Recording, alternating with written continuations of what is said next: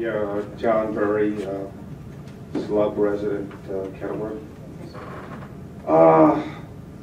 As far as the studies on the bonding and the debt, are pretty much, you know, you could come out with whatever you feel like. I'm sure they did studies in Harrisburg when they were playing around with their incinerator. Harrisburg's probably going to go bankrupt any day now because of the incinerator debt. No, but I'm sure the studies were pretty thorough. All right, seeing no one, I'm going to close this portion of the meeting, and I'm going to ask you to go over reports and comments. Bruce, what are you doing? Bruce, sorry, whatever your name is, Brad. He's the guy on the bicycle. That's okay, John. Yeah, John Burry, Kenilworth. Everybody's Bruce.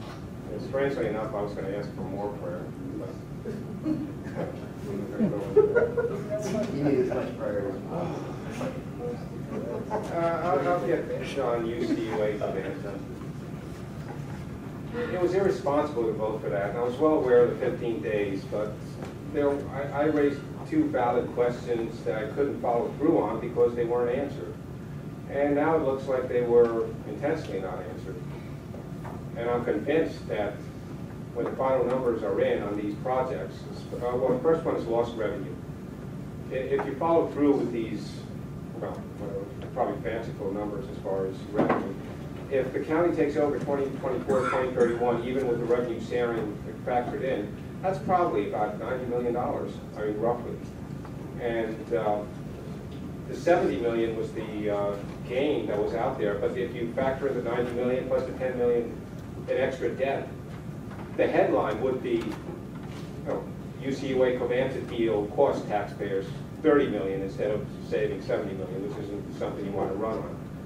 But, you know, I deal with a bunch of lawyers, and, you know, Jonathan Williams isn't particularly good at hiding this. I mean, he was pretty obvious in not wanting to get the numbers out. When they do come out, apparently there was a DEP study on this too, but nothing's out.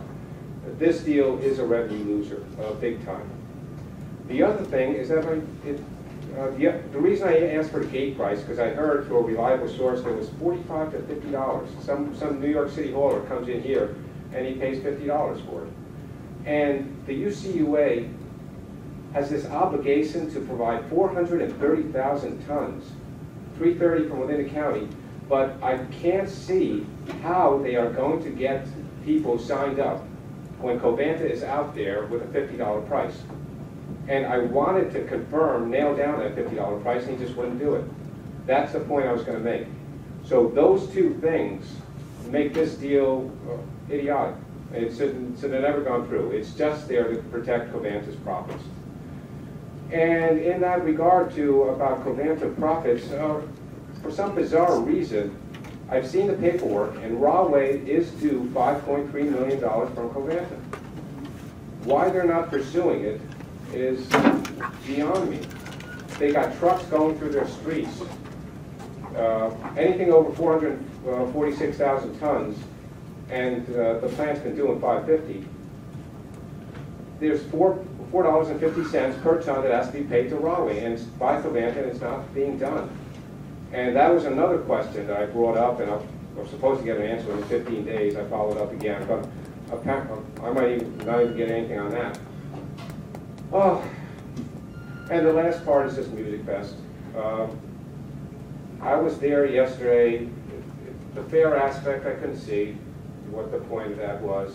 Maybe it picked up when it got dark, but the rides weren't being done. There were a couple of guys who were drinking away their sorrows. I mean, but that's about it. The band played before 5 people, probably relatives. And tonight's probably not a lot better. This could be marketed better, and I don't think there's a real need for spending. Well, the prosecutor said it was 1.1 million. When you consider the ancillary cost, it's probably 1.5 million. You know, people working on it year-round, that kind of stuff. And this is embarrassing in this environment. It's not that people need entertainment. I mean, they're not striving. There are more important things. There's a mortgage, college tuition, you can go down and down, just basic survival. they don't need to hear Blondie. Nobody needs to hear Blondie, actually. So I'll end with that.